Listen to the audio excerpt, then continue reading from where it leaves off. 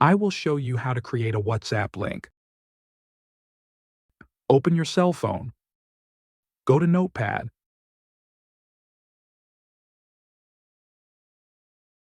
Write a link like this.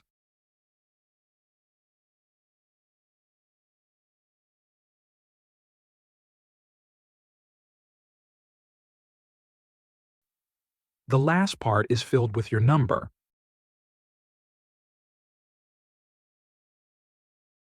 After you type everything, it will automatically become a link. Press the link. It will automatically connect to your WhatsApp. This is useful for sharing your number with people faster, and you can also make a note of the chat link.